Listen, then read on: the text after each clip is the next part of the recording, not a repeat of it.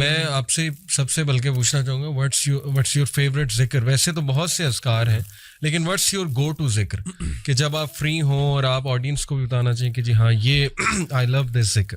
اچھا علی بھائی میں آپ کو بتاؤں کہ ایک پریکٹس جو میری پہلے بھی رہی ہے اور اب زیادہ ہو گئی ہے وہ یہ ہے کہ جب بھی میں ذکر کرنا شروع کرتا ہوں نا اللہ سبحانہ و تعالیٰ کا تو میں استغفر اللہ اور اللہم اغفر لی سے آگے نہیں جا پاتا.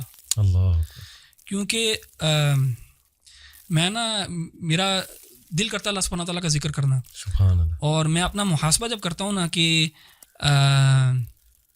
میری عبادات کا نماز کا جب میں محاسبہ کرتا ہوں تو میں استغفر اللہ اللہم اغفر لی سے آگے نہیں جا پاتا. سبحان اللہ. کہ میں اللہ تعالیٰ کا استغفار کرتا رہتا ہوں کہ اللہ تعالیٰ مجھے معاف کر دے تاکہ میں اس کے بعد چاہتا ہوں کہ میں سبحان اللہ الحمدللہ اللہ اکبر لا الہ الا اللہ اور رسول اللہ صلی اللہ علیہ وسلم کے اوپر بھی درود اللہم صلی علی محمد. لیکن میں نے recently I find myself just saying اللہم اغفر لی یا استغفر اللہ. تو پرسنلی آج کل جو ہے نا اگر میرا ذکر جو سب سے زیادہ یہ ہے تو وہ یہی والا ہے اور وہ میری پرسنل جو اسٹیٹ ہے آج کل جس میں میں اپنے آپ کو پاتا ہوں اس وجہ سے. اینڈ اکارڈنگ ٹو حدیث جو کثرت سے استغفار کرے گا اللہ اس کے تمام جو ہے وہ. ابن تیمیہ رحمہ اللہ سے کسی نے پوچھا نا کہ اللہ کی تحمید زیادہ بہتر ہے کہ استغفار زیادہ, تو آپ نے اس کی بڑی پیاری مثال دی. آپ نے کہا کہ جب آپ نے کسی کو کسی جگہ پہ پرفیوم لگانا ہو کسی کپڑے کو تو سب سے پہلے you have to wash it.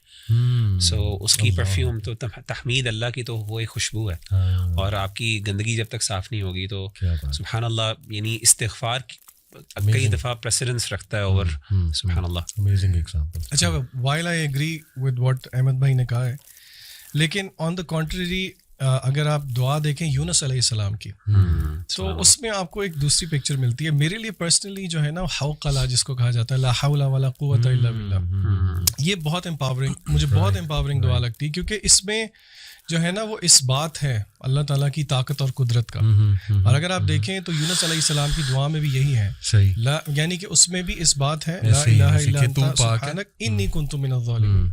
تو میری گو ٹو پرسنلی, اور کیونکہ حدیث میں آیا بھی ہے کہ عرش کے خزانوں میں سے ایک خزانہ ہے تو, اور ہم نے علماء کو کہتے ہوئے سنا بھی ہے کہ if you want to see miracles happening, یہ کسی حدیث میں نہیں ہے تو ٹرائی لا حول ولا قوت الا باللہ 100 دفعہ نہیں, وہ کہتے ہیں 500 1000 1500 2000 دفعہ کر کے دیکھیں تو صحیح, پھر دیکھیں کہ آپ کی زندگی میں کیا جو ہے نا معجزے ہوتے ہیں. اچھا احمد بھائی نے بات کی رمضان کی, قرآن کی اور دعا کی, یہ تو ہے ساری عبادت. اگر آپ پارے کے شروع میں آ جائیں تو اس میں ایک بڑی انٹرسٹنگ چیز ہے, بار بار سائنٹیفک چیزوں کی طرف جانے کو بہت دل کرتا ہے.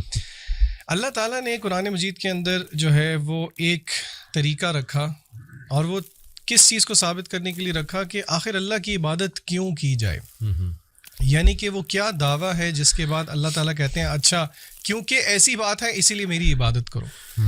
اللہ تعالیٰ نے ہمیشہ توحید ربوبیت کو کلیم کر کے آگے پھر کہا ہے دیر فار ورشپ می.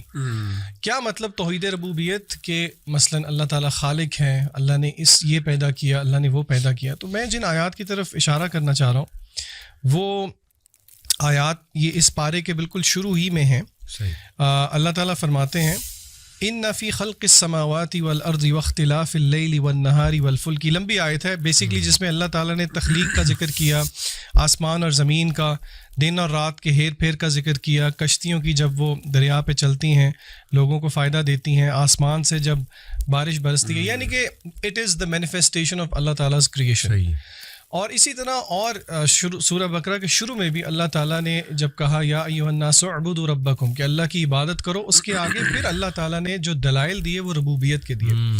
تو اس سے ہمیں ایک جینیسس آف فیتھ کا پتہ لگتا ہے کہ کس طرح اللہ تعالیٰ ہمیں الوہیت کی طرف لے کے جانا چاہتے ہیں کہ ہم اللہ کی کریشن پہ غور کریں. دیکھیے یہ تھیوریٹیکل بات نہیں ہے, آج کل اس کو اگر ہم پریکٹیکلی مینیفیسٹ کریں تو ہم سوچیں کہ وہ کون سی چیزیں ہیں جو کہ ہنڈرنس ہیں میرے اور آپ کے لیے کہ ہم غور و فکر کریں اللہ تعالیٰ کی تخلیق میں.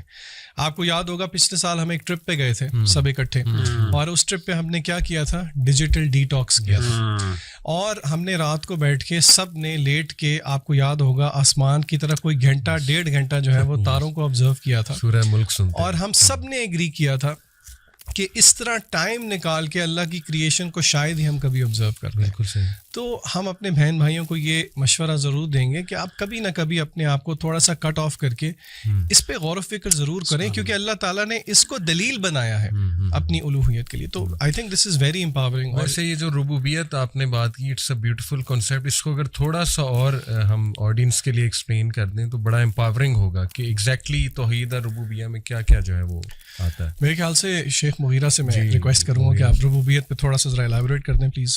جی, اس میں نا توحید ربوبیت میں بنیادی طور پہ ویسے تو اللہ تعالیٰ کا خالق مالک ہونا, تین بڑی چیزیں ہیں کہ اللہ خالق ہے اور دوسرا اللہ مالک ہے, یعنی whatever Allah has created Allah کی وہ ڈائریکٹ پوزیشن میں بھی ہے اور اللہ کے ڈسپوزل پہ بھی ہے, اور تیسری چیز اللہ قدیر بھی ہے. یعنی یہ تین, الملک والقدرہ اور ایک خلق, یہ تین بڑی کوالٹیز عام طور پہ توحید ربوبیہ کے اندر کوٹ کی جاتی ہیں. یعنی اللہ تعالیٰ نہ صرف خالق ہے, اللہ آنر بھی ہے, اور اللہ کے پاس نہ صرف اللہ خالق ہے تو اللہ کے پاس ایک نیچرل رائٹ بھی ہے, اور تیسرا اللہ کا ڈسپوزل بھی ہے, یعنی اللہ کے مرضی کے مطابق کچھ پتہ ہل بھی نہیں سکتا. یہ تین کوالٹیز جو ہیں یہ پرائمریلی ایک توحید ربوبیت کا کانسیپٹ ہے, اور میں سمجھتا ہوں جس بندے کے اندر توحید ربوبیہ کا کانسیپٹ صحیح معنوں میں انٹرنلائز ہو جائے نا, وہ کبھی بھی شرک نہیں کر سکتا, کیونکہ توحید ربوبیہ necessarily necessitates actually in fact to الوہیہ. اور یہی اللہ تعالیٰ نے ہمارے ہاں عام طور پہ بعض دفعہ یہ کہہ دیا جاتا ہے کہ توحید الربوبیہ بندے کا پرفیکٹ ہے, توحید الوہیہ نہیں.